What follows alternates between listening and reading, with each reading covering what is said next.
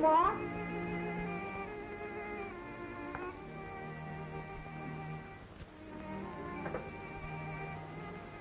How cushy. You'll be the death of me. Don't you know a place for everything and everything in its place?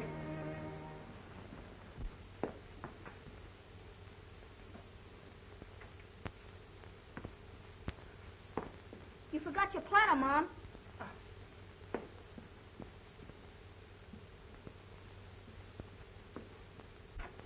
Hey, Mom. That you, Robert? Dinner ready? Just as soon as Ruthie gets here. Hey, you got another letter from those finance people. Pipe down, will you? Where is it? Mom's got it. Hey, Mom! Stop. What's the matter, children? Nothing. Sure? Just a little tired. Oh. Look, darling, I forgot. Here's a letter came for you. Finance Corporation. Just think, my little boy getting letters from big corporations. That night. Is Dad home? Upstairs, pounding away on his typewriter. Oh, Robert.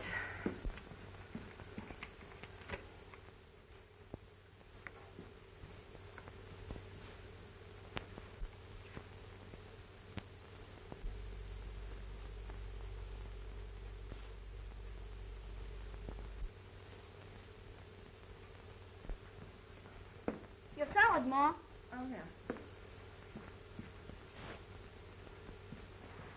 Did Dad get his raise last night? No, he didn't.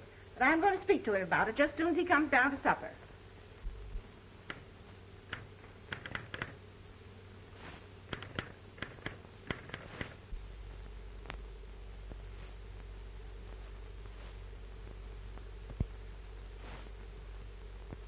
What in the world is keeping Ruthie?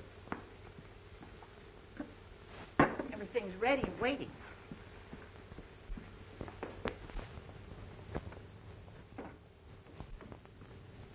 Jerry, it was grand.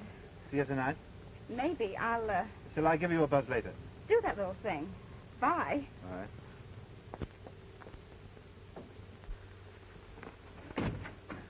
That was very fragrant. White orchids, huh? Glad, Gary. Worth millions, I suppose. Now, Robert, I'm sure he's a very nice young man. Of course, I never cared much for white flowers myself. Hot stuff, Mom. Very passionate. Robert. Your material? I didn't have time, Mom. He took me to the Biltmore for tea. Isn't that nice? You know, I always think there's something about tea that's so cozy and old-fashioned. I bet the drinks were old-fashioned. Shut up. Now, Robert, I drank tea as a girl, and Mother drank tea, and my grandmother drank tea. I guess I don't need you to tell me what's fashioned. The only old-fashioned thing about it was this dress I have on. I wish Dad'd have enough gumption to ask for his raise. Maybe be able to get something decent to wear. And I could do with a couple of new tires. I'm down to the now. It's much more important for me. A girl's whole future depends on the social connections she makes. I don't see why Dad doesn't snap into it. Well, if you both feel that way about it, why don't you go to work? Shut up. If I had some snappy clothes and 4 new tires, I could make some swell connections. I bet it'd be nothing to your credit. I suppose you think Dad's raise should be entirely devoted to your needs. I certainly do. I think he should. Now, what's the sense of you children fighting over your father's raise when he hasn't even got it yet? No, and he never will at this rate. That's just what I said to him. I said to him last night, Ellery, once in a while. Instead of pounding away up there on a lot of stuff nobody will ever look at.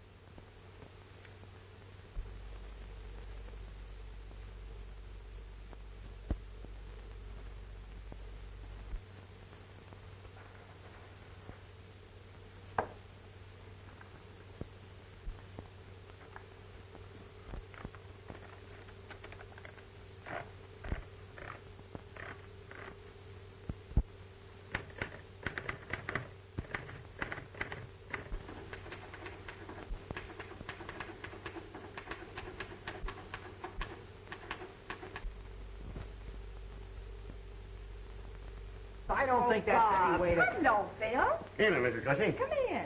Hi. Hi, Phil. Hello, Ruth. Hello, Phil. Hiya, lad. I'm not breaking into a family conference here, I hope. Oh, no. Goosey's been to the Biltmore to tea. Skip it, Mom. Well, that's where you said you were.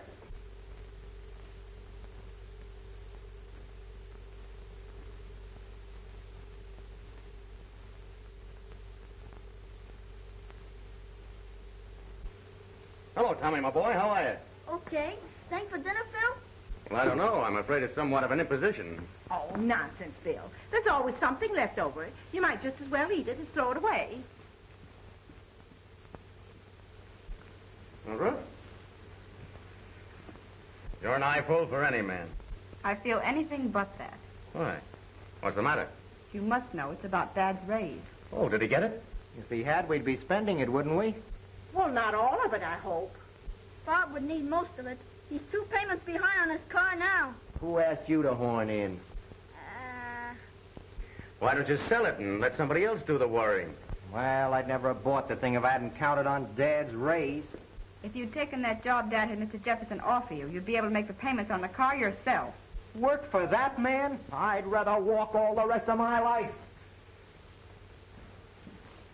It's men like him that are plunging us into this vortex. He's a human monster, gorging himself with the country's goods, taking bread from the mouths of honest people. Now, Robert, don't be silly. Who's going to want bread to spin in somebody else's mouth? The only solution is to stamp out such money gluttons as the Henry Jeffersons, tear them to pieces, beat them down into dust. That right? I ask you, isn't it?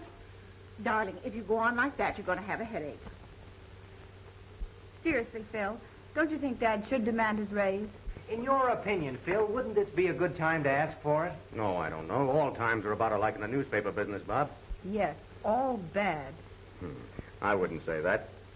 Maybe you better wait and ask him at Christmas time. Everybody feels so cheerful and happy at Christmas. Everybody feels terrible at Christmas. Positively savage. Well, I don't know why they should. It's a holiday. Trouble with Dad is he has no initiative. No, Bob. The trouble with your father is he underestimates himself. No, children. The trouble with your father is he won't stand up for his own rights. Ellery?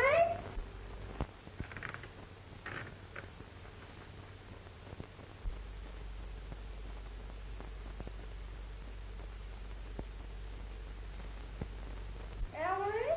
Supper. Right away, Mother.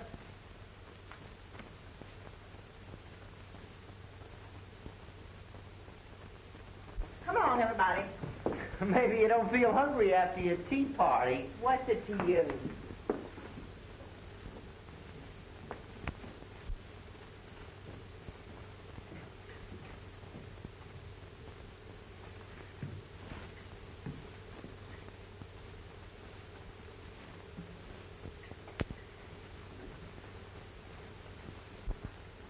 Oh, Dad, how's Trix? Fine, Sonny.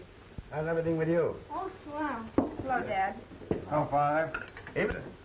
How are you, Phil? Ella, fix your hair.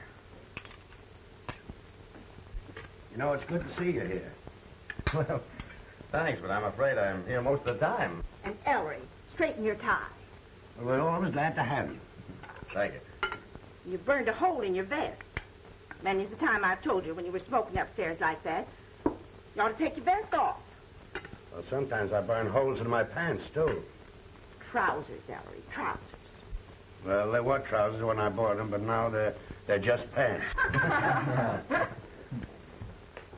Ellery? Eat your spinach. But I don't like spinach. Well, it's good for you. Now, wouldn't it be disappointing if spinach wasn't really helpful after all that you take to get the sand out of it? Well, it's got something or other in it that makes red blood. We got enough red blood in this family. You need, Dad, to ask for your raise. I guess what I need is a diet of raw meat. Why, Ellery, you always say you want your steak well Skip done. it, Mom. Well, that's what he says. Really, Dad, you must see about getting your raise tonight. Well, you see, this new editor has gone in for a strict economy program. I was talking to Ed Hale about it last night. He thinks it's a bad time to ask for... That's just the trouble with you, Ellery. You're always letting everybody tell you what to do. Yeah, Dad, you don't seem to have the courage of your convictions. If you'd only listen to us. What we mean, Dad, is you never seem to think for yourself. Oh, Ellery. I'm sorry, Mother. I didn't see that glass. Trouble with you is you're always pounding away on that old typewriter upstairs, never thinking of your family. You just won't listen to anything or anybody. Well, I think what Hale said is a fact. That may be right, but Dad needs a raise. A man has to speak up if he's going to get anywhere in this world. That's the truth, Dad. If you'd only take our advice instead of every Tom, Dick, and Harry's, you'd get someplace. Well, maybe you don't ask for advice, but you let him give it to you just the same. What's for dessert, Mother? Smells to me like raspberries. Why, Tommy, how'd you guess it? No raspberries for me, thanks, Mom. Oh, Robert. Excuse me. None for me either, Mom. Lucy. I don't care for any raspberries. Well, for goodness sakes, if I'd known nobody wanted any, I wouldn't have bought them. Well, all right, Mother. I'll take some. Oh. How about you, Phil? Well, Oh, raspberries. Oh, sure. That'll be nice. If you'll excuse me, I have a slight headache. Can I get you something? No, thank you. Sure you don't want any? No, thanks, Mom.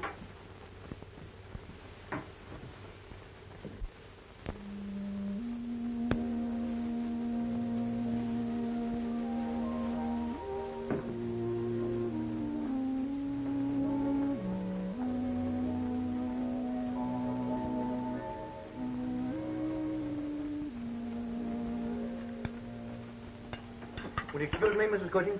Yes, of course, Philip. Go on, run along, Phil. He's got a headache, too. Oh, Great dinner, Mrs. Cushing. Thanks. we're always glad to have you.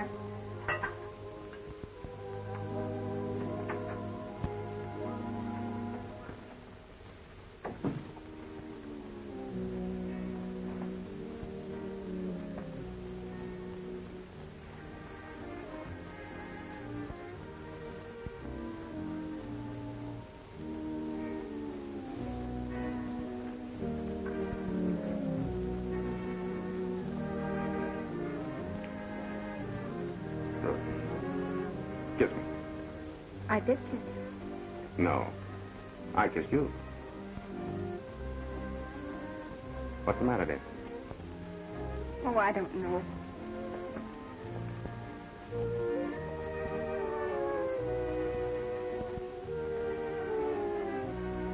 Can't you tell me?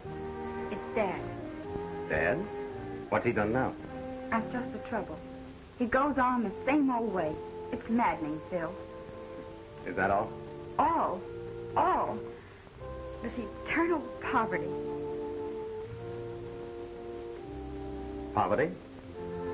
I can't stand it any longer.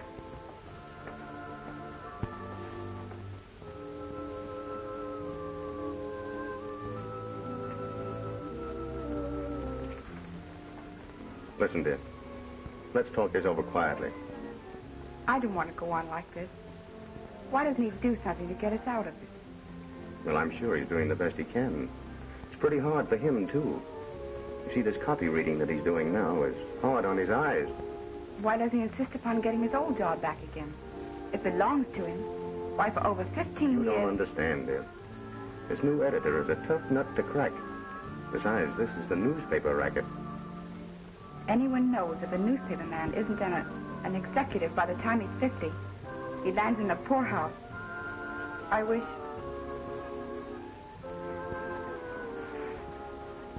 you and Dad would give it up. I couldn't. And I'm sure he wouldn't want to. A man can make a living at this game, providing he has what it takes. Of course, it doesn't always include orchids. And orchids mean a lot to him. Perhaps.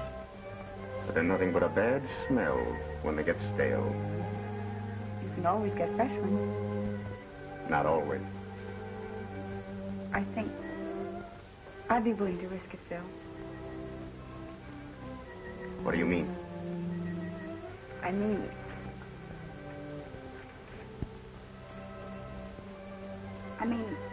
I'm asking you to quit the paper. Why, you're kidding. I was never more serious in my life.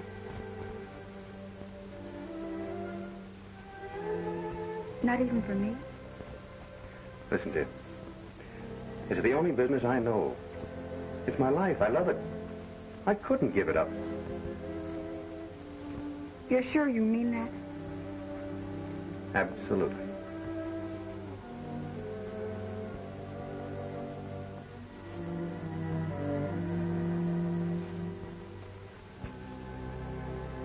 Ruth. I've had experience with one failure in this newspaper business.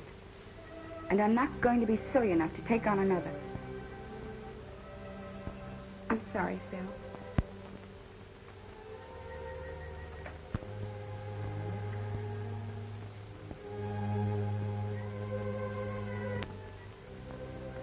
All set? All set. Good night, Ruth. Goodbye, Phil. Good night, Ruthie. Come again, Phil. We always enjoy having you. Thank you, Mrs. Cushing. I enjoyed the dinner.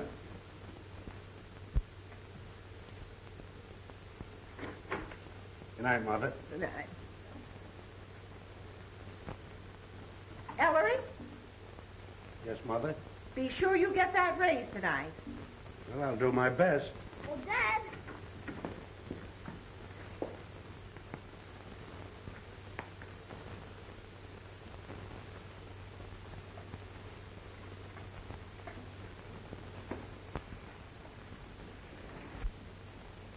No, I won't forget, Mother.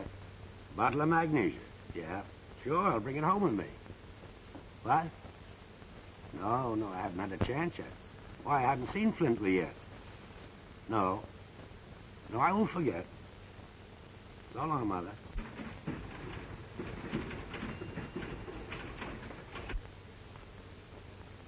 It's inexcusable.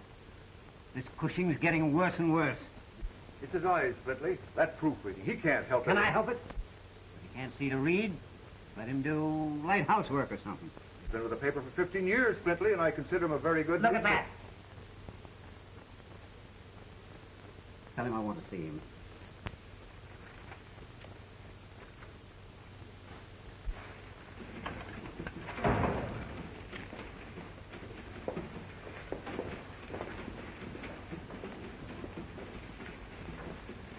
Well, Hale. How's the wife getting on? Cushing, the old man wants to see you. Okay.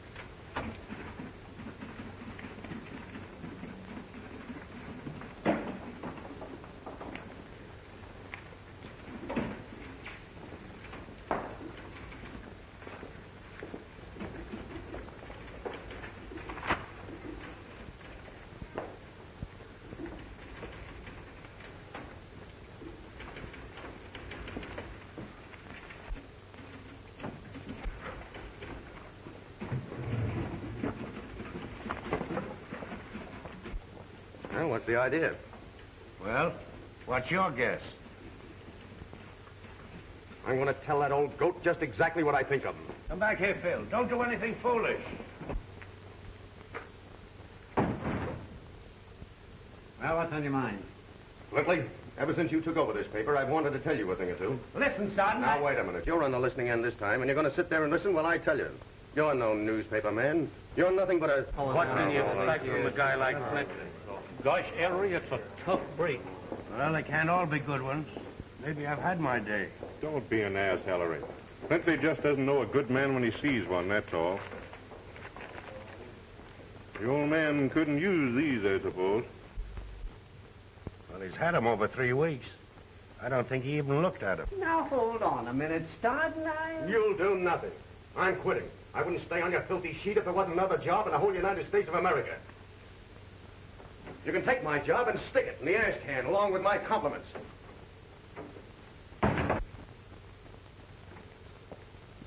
Well, some editor's going to have sense enough to see them. Yeah, you're darn tootin' they are. Come on, let's get going. Phil, you didn't. Quit? I should say I did quit. Nothing I've ever done in all my life has afforded me such genuine pleasure.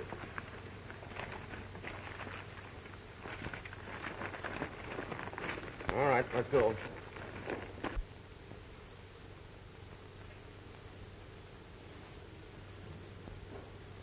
I've got to give 3 reasons why the present form of government will succeed. I can give you 50 reasons why it won't. Why, it says right here, nations have grown great and powerful by faith in the principles of government. There's an outrage for you, blinding the eyes of our school children to the truth. I tell you, a day is coming when truth will proclaim itself. A day is coming when justice will take the throne. A day is coming when capital will be abolished. A day is coming when the workers will come into their own. The day of the proletariat. The proletariat is at hand. When might will be right. Are you one? One what? A proletariat? Certainly. Proletariat. Oh, here it is. Ah, that's funny. Proletariat, noun, pertaining to the common people, low and vulgar, one of the lowest classes of society. Let's see. Right there. As I thought, an antique. All the books they give you at these schools are antique. Children! Everything they teach in these schools is behind the times. What are you doing, Robert? Helping Thomas with his homework? Oh, that's not... Is that the magazine your father doesn't like? He doesn't like it because he doesn't read it, and he wouldn't understand it if he did. Well, why don't you explain it to him, darling? Explain? He doesn't want to understand it. He doesn't want his eyes open to the truth. He prefers to grope along blindly. Oh, that reminds me. I must tell him to get his glasses fixed. Come on now. Drink your beer and forget all about that job you quit. Quit? Yes. Understand? The job you quit. Say, Phil, can you picture me walking boldly into the bosom of my family and saying, listen, folks, I quit my job. Now, I ask you, Phil, can you picture that? Well, they don't have to know anything about it. That closing check will keep you for 2 weeks and leave the same time every night as if you were going to work. Now, what happens at the end of 2 weeks? Well, there are other papers in this town, you know. And by that time, we'll both have new jobs and no one will have to be the wiser. You know, it's great to be young and confident and in love. No, we won't go into that. Just carry on as if nothing had happened. Well, I can't lose anything by trying it, but if I take this junk home, Mother will get suspicious, so you help me get rid of these headline humors that nobody wants. What do you mean nobody wants? You mean to say you think you could do something with them? Something? Why, these are exactly what people want. Now, I'm going to be your manager. Thank you, Phil. And I'm going to make you the greatest humorist in America. No, in the world. In the world? Well, you know, Phil, the world goes round and round, so don't let it get you dizzy. As I was saying, when I so delightfully interrupted myself, who could possibly be hurt? You're not married, and I'm not married. So whose business is it what we do? Well, I never thought of things in just that way. I'll have to think it over. Thinking is something you mustn't ever do. Thinking ruins everything. Thinking is the wet blanket of romance. Well, good night. I must go in now, Gary. It's almost time for Daddy to come home. Okay, darling, if that's the way you feel about it. Gary, you'll call me tomorrow? Around 6. That'll be fine. Good night. Be a good girl.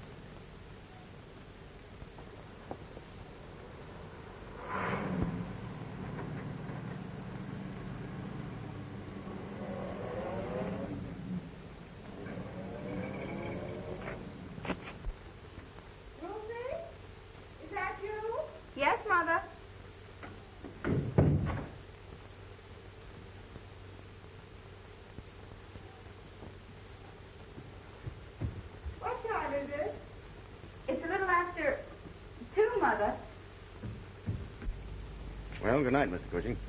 Good night, Phil. Don't forget that job you quit. We can work in my apartment. Well, that'll be all right if you can keep your apartment. Well, don't let's worry about that. So long. Oh, Mr. Cushing, here's Mother's magnesia.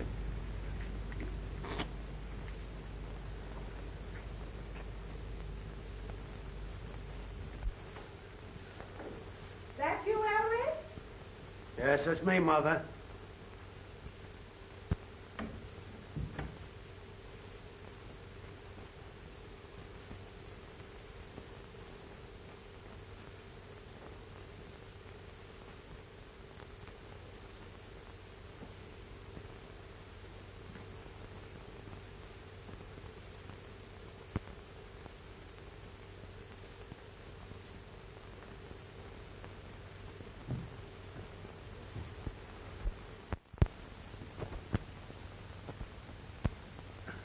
Well, off to work again.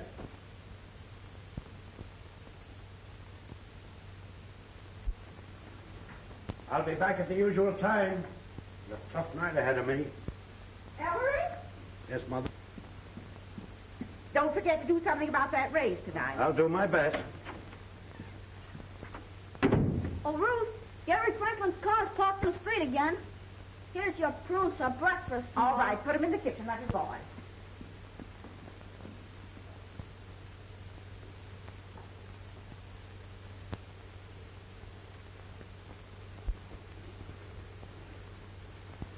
Ruthie?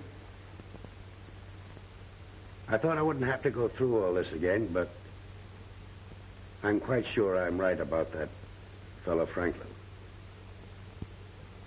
I don't think you understand him, Daddy. I think I understand him a little better than you do.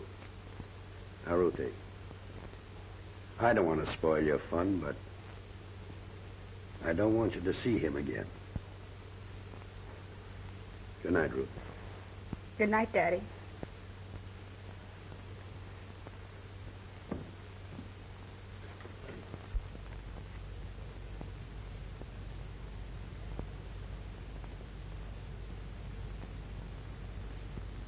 Your name's Franklin, isn't it? It is? Well, I thought it was to make it clear to you that I didn't want you to come around here anymore. Well, what's your objection to me, Mr. Cushing? Well, not an objection exactly, but I just got the kind of a notion that you and I don't think along the same lines. Might I ask why you should have such a notion? Well, for one, this car that you drive. And for another, the way you spend your time and your money. Okay by me, Mr. Cushing. Ruth's a swell girl and all that. There's a lot of swell girls around these days.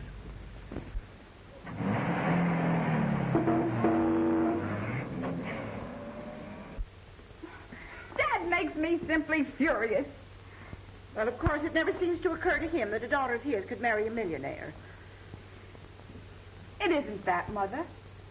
Gary needs me. I'm reforming him. My goodness, he don't drink, does he? No, of course he doesn't. It's just that he's bitter. Bitter? Yes. He doesn't see any happiness in... What? In the future. Poor boy. It's probably because he didn't have a good mother.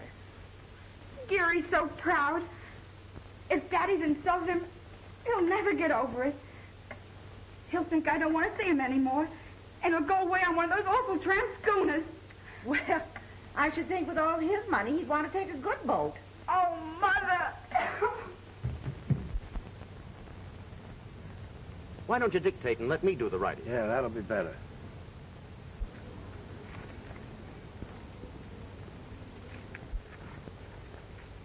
Say, how do you get that way, big boy? Sorry.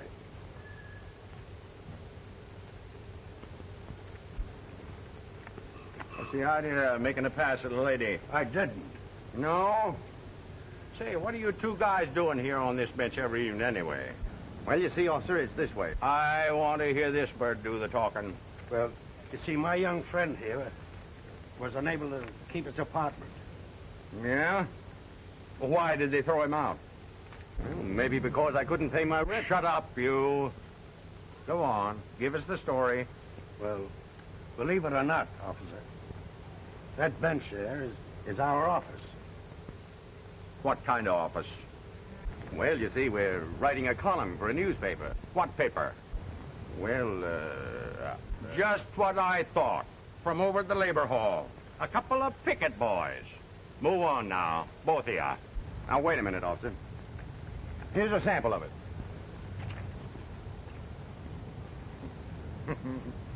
Here's another one. How do you like that?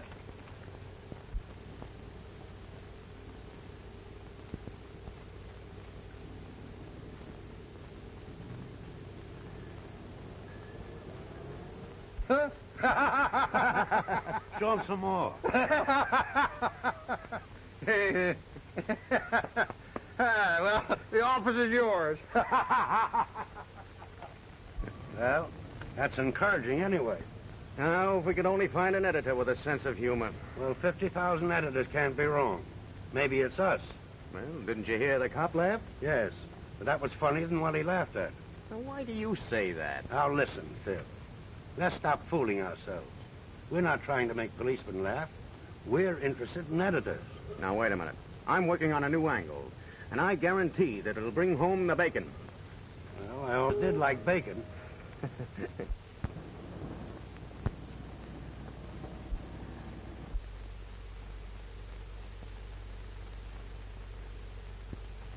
Does Mr. Blair know you, Mr. Stardon? Oh, yes. We're almost pals. But what was it about, Mr. Stardon? Must I tell? Well, it's customary, Mr. Stardon. Well, just tell him it's Stoughton from the News Record. Oh, was Mr. Blair expecting you, Mr. Stardon? Oh, he's expecting me. Thank you.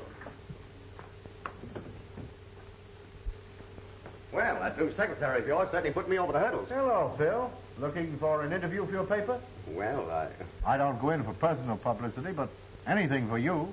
I'll tell you the truth, Mr. Blair. I'm not with the News Record any longer. I'm in a new game. I want to tell you about the most unique, most extraordinary, most stupendous... Save your breath, Stoughton. You know, this office is glutted with the most unique, the most extraordinary, the most stupendous act. This isn't an act, Mr. Blair. This is really something different. Mr. Blair, Amos and Andy are here by appointment. Tell them... We're very busy. Oh, wait a minute, Stoughton. What's the big idea? You're going to thank me, Mr. Blair, when you sign the contracts. I have the greatest personality in the world that I'm going to sell to you. Folks are tired of torch singers and crooners and patent medicine talks. Audiences want something new, something... Yes? No. Just a minute. Hello? No. We can't use them. Yes? I've got a Now, spot Mr. Blair's very busy right now. He can't help to anyone for another hour or so. Yes, right. Now, look here, Stoughton. You went far enough. No, this is just the beginning. Think of your father. Think of your grandfather. Why, this man Cushing is your father and grandfather all in one. Why, he's home, folks. He's the sort that sits on a nail keg in front of the old country store. Blair. Kate Smith. Will you give a fellow a break and go out and have some lunch? But I've already had my lunch. Well, go have some more. And, darling, while you're about it, will you tell the other pests to keep out, too? Now, look here, Stoughton.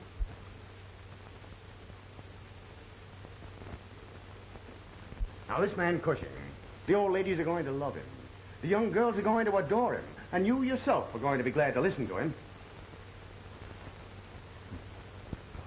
All right. You win. Bring him around to the office at 2 o'clock tomorrow, and I'll see him. No, not tomorrow, Mr. Blair. Right now is the time for you to see him. What? Yes, that's right. A single white orchid delivered every morning. No card. No, that's exactly what I said. No card. Yeah, then... huh? Yeah, send a bill to me at the radio station. Thank you.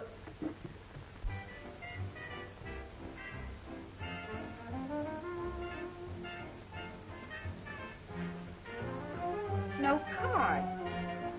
Now, isn't that just like Gary? I see he didn't take the boat after all.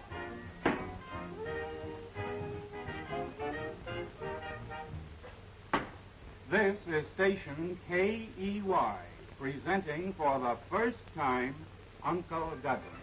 Uncle Dudley will talk on subjects close to the hearts of the American people. Friends, This is your Uncle Dudley saying hello to you on an important day for men, Father's Day. It's remarkable that almost all the talking on the radio is done by men when you figure how little chance they get to talk at home.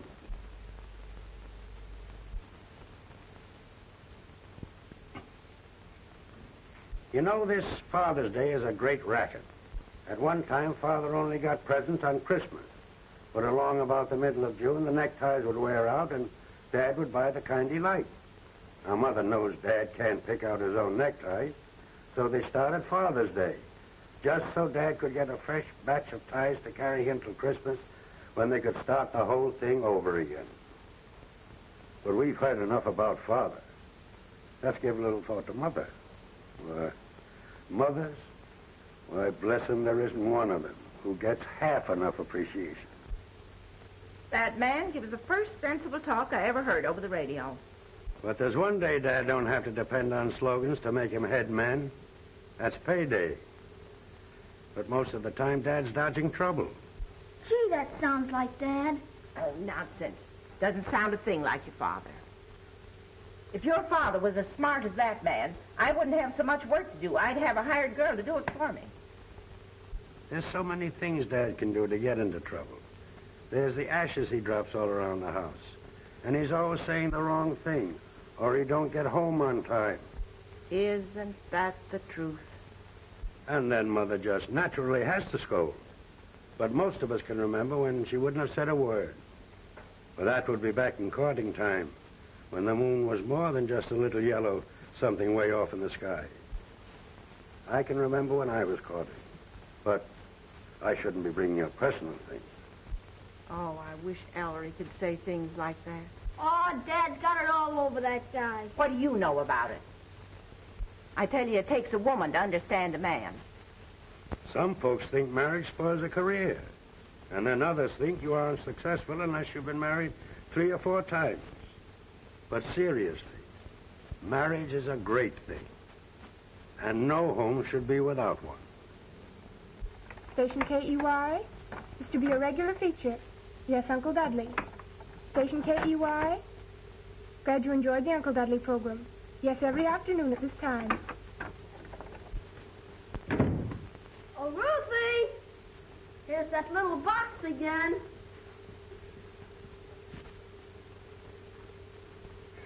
Thank you, Tommy.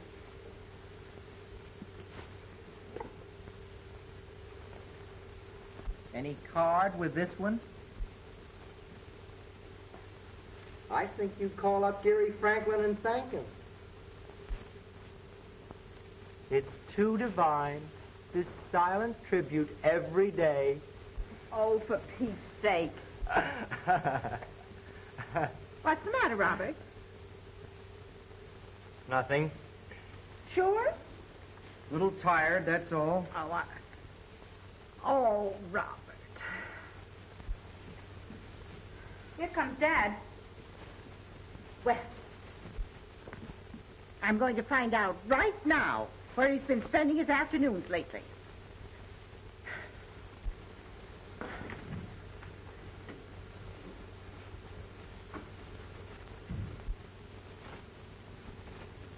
Hello, everybody.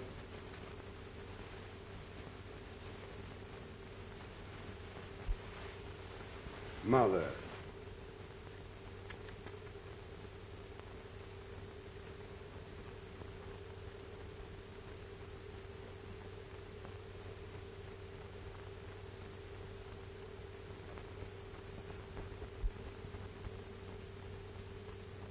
Hello, Dad. Hello, Tommy. Mother, I got my raise, $50. Ellery! Jumping mackerel. Well, it's about time. Oh, Daddy, I'm so happy.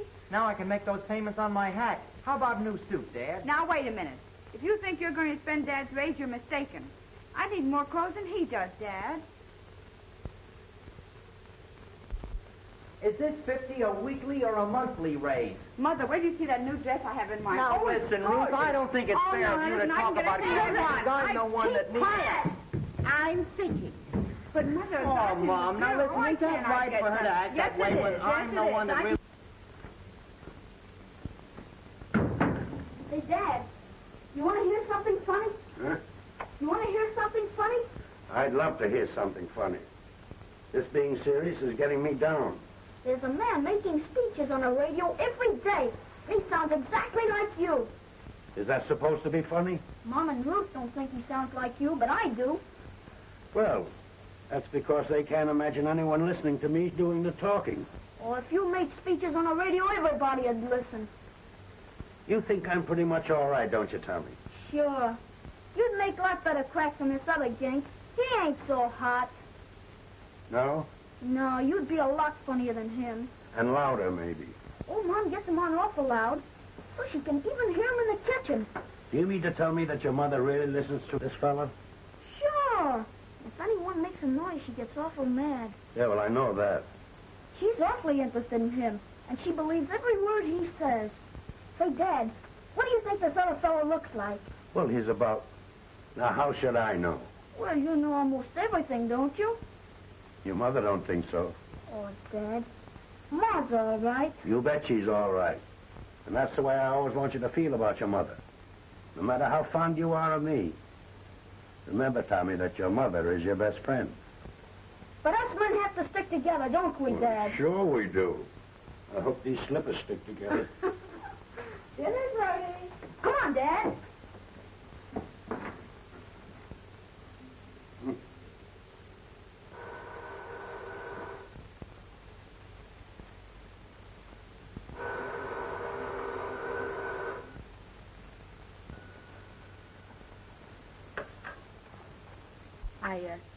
I had hoped you'd finally get around to calling me. I was just waiting for you to come to your senses. How about it? How about what? How about a quiet little dinner in my apartment tomorrow night? Well, great Scott, you're old enough to go out alone, aren't you? Say you're going to a movie. Good girl. I'll pick you up on the corner of 8th and Broadway, 7 o'clock.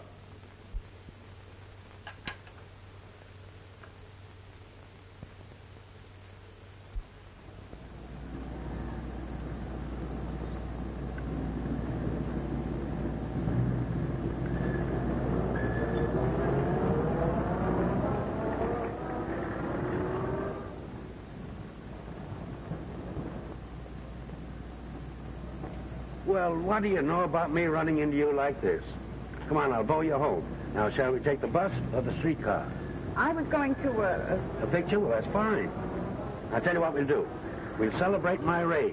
I'll take you to dinner, you know, a nice dinner, no spinach and no raspberries. And then I'll take you to a show. But isn't Mother expecting you for dinner? Well, I'll phone her. Tell her we're dining out. I'll ring off quick so she can't answer. Let me see. It isn't often, you know, that I get a chance to go out with any of my family. Where do we eat? Used to be an awful nice little French restaurant, but I remember where it was. Come on. Well, wait till I see what this show at the American is all about. Good, here's a review of it. It seems to be all about a sweet young girl that ventures into the apartment of the rich playboy. With, you know, the usual result, disgrace, broken-hearted parents, and all that sort of thing. You know, it's a mystery to me how the movies can keep on telling the same old yarn over and over again. Girls nowadays are wise. They know all the answers. And these chaps with apartments, why, everybody knows. They get the decent girls only when they can give them a good enough sales talk. And when they can't, why, you just phone to one of the old standbys. And it's the old standbys that I feel sorry for. Poor little devils. They must have been worthy of respect sometime. So, that's a picture we don't want to see, do we? And now, young lady, I'm going to break down and take you to a real show. What do you know about that?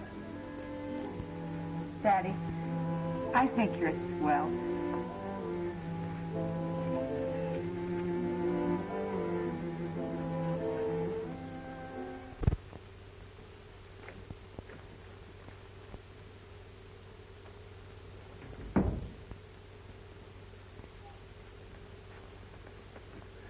Who are you in mourning for? Morning. Oh, you mean the new rag? You haven't seen anything yet. Wait till you hear this.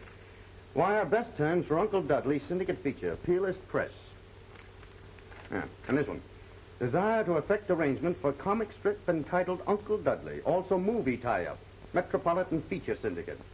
And the rest of them. Well? It looks as if we're going to have bacon for dinner. Yes, sir, it won't be long now.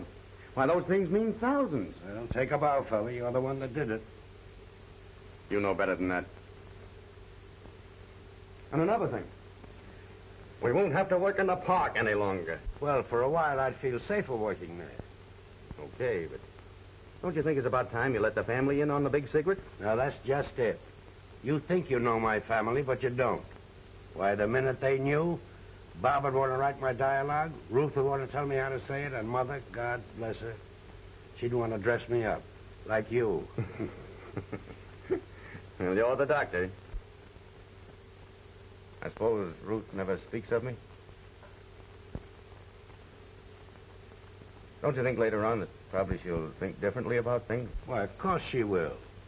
All young girls have foolish notions, but in the end they generally come to their senses. That is, fine girls like Ruth. And wait till she gets a peek at you in that suit. Oh, wait a minute. I saw another one. A classy tweed, and it's going to look swell on you. Now, me. Don't be an idiot. I wouldn't dare go home with a new suit.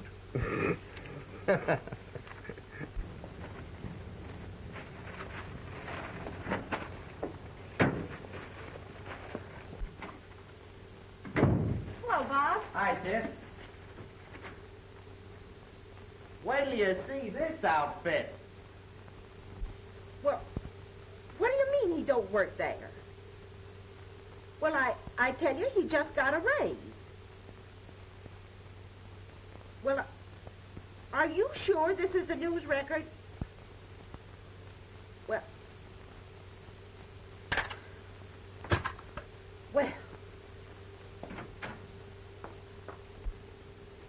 Say, Ruthie, what do you think? I just telephoned the office. The man says your father doesn't work there anymore.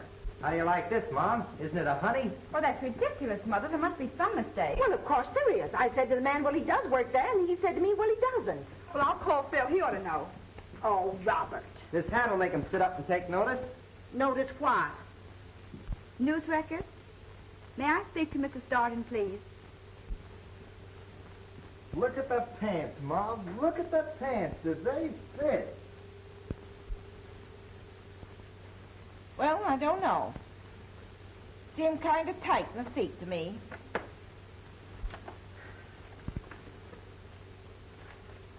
Mother, Phil isn't there anymore either. What? And I called his apartment. He doesn't live there anymore. Lucy. What could those two be up to? Well, you never can tell. This screwy economic system forces lots of men into crime. You mean kidnapping? Racketeering? Yeah, something along those lines. Oh, my goodness. Your father never seemed to be that tight to me. It's a wonder Phil wouldn't tell me he was moving. Whenever men aren't where they should be, they're where they shouldn't be. With women. Robert.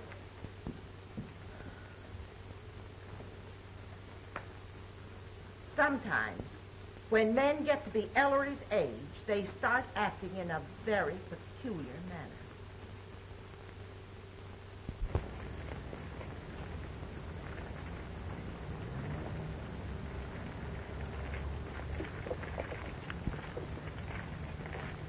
Say, what's going on over there? A lot of unemployed men in town, transients. I guess some professional agitators got them together to start something. Oh, I see.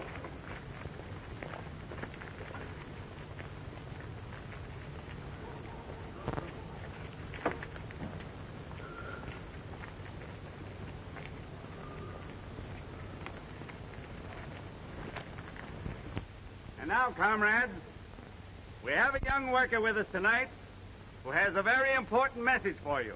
Quiet, please. Quiet.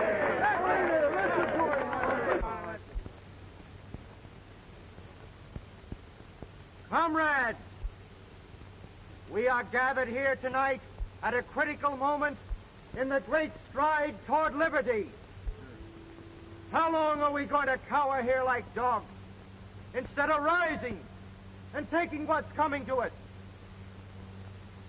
Now is the time to strike. Now, tonight, throw off the yoke of tyranny. Start marching. Right now, on the City Hall.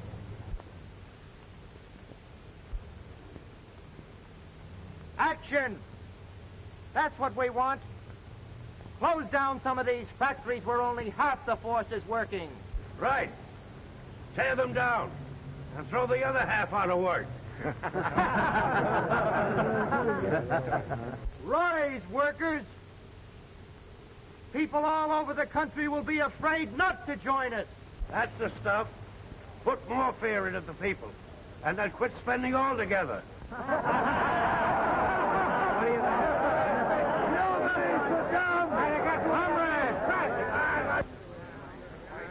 We've taken oppression. We've taken depression. What more are they going to ask us to take? Why don't you take a walk? All right. If you people want a vote, Bill, show maybe a friend out there can give it to you. Maybe he can at that.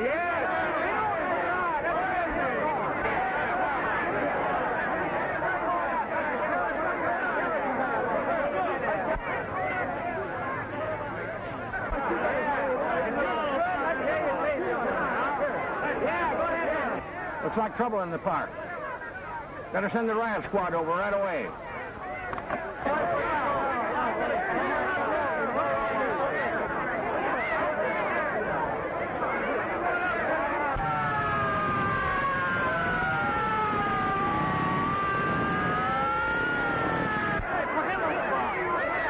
Now, I may be all wrong, but it doesn't seem possible that a country which has survived prohibition, bob-head bandits, long-haired legislators, the Wall Street crash, the Democratic Party, the Republican Party, trial marriages, and nudist colonies is going to collapse just because a few of us march on the City Hall.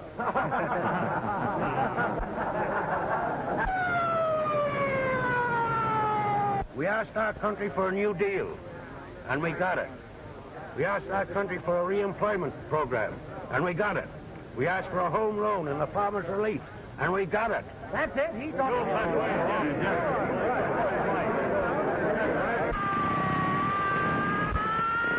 We asked for protection, our liberty, our families, our possessions, and our rights, and for protection against war with other countries. And we're going to get it.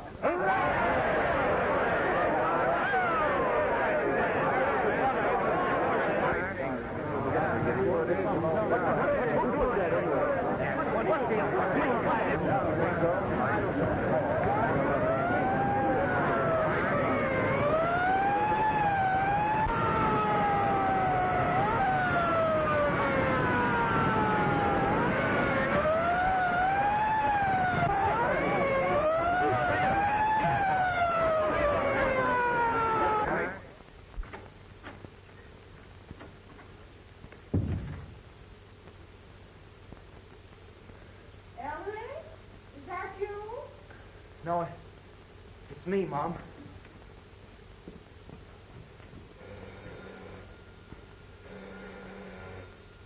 I'll take it, Mom. Hello? Yes? Who's calling us up at this time of night?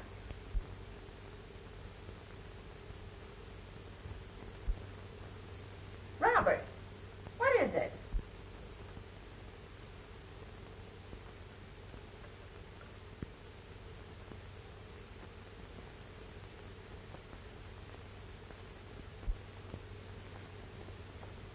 It's Dad. Well, what does he want? He's in the hospital. Hospital? Robert, what's happened? happened? Tell me. He's been hurt. Ruthie, your father's been hurt. I'll go to the hospital right away. No. We can't see him. I can't see him? Why not?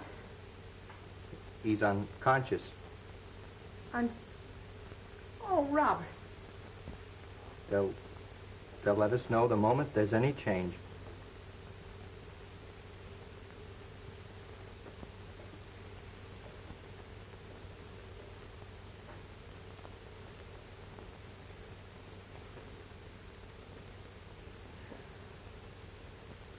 It's all my fault. Station KEY. Uncle Dudley is at the Good Samaritan Hospital. You're welcome. Station KEY. No, madam, Uncle Dudley wasn't killed. Station KEY. Uncle Dudley is improving. Yes, the Good Samaritan. I told you it sounded like Daddy. Tommy, be quiet. Mr. Cushing and I'll be married 25 years in September.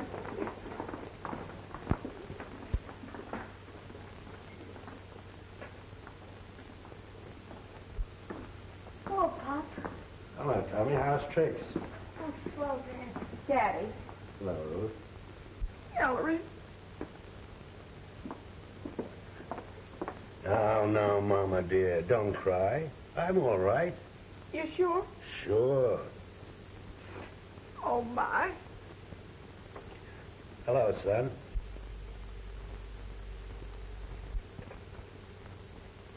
You know, I'm awfully sorry you didn't take that job Henry Jefferson offered you. He's a fine man. I know, Dad. I'll drop around and see if that job's still open. Well, that's a very good idea, son. Got my necktie on, haven't you? It's all right. Say, Ruth.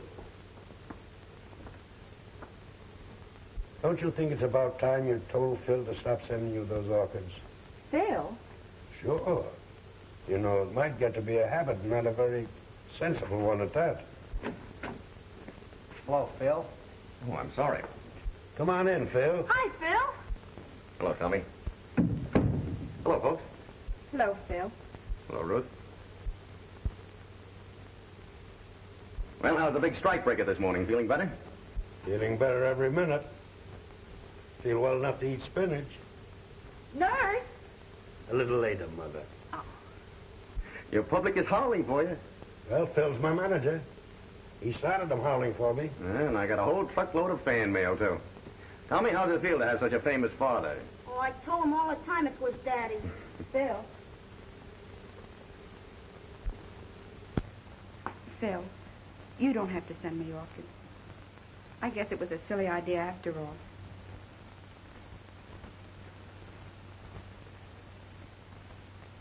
Didn't I always tell you, Mother? If you bring your children up right, nobody can knock the props from under them. I think I'll make that my next radio talk. Oh, nonsense, Ellery. What you want to talk about? Whose hotel? Talk about foreign travel. Maybe you'll get a Children, rake keep off. quiet. Ellery, you must talk about fashions for men. We've got something especially nice for you today, Mr. Cushing. What? Raspberries.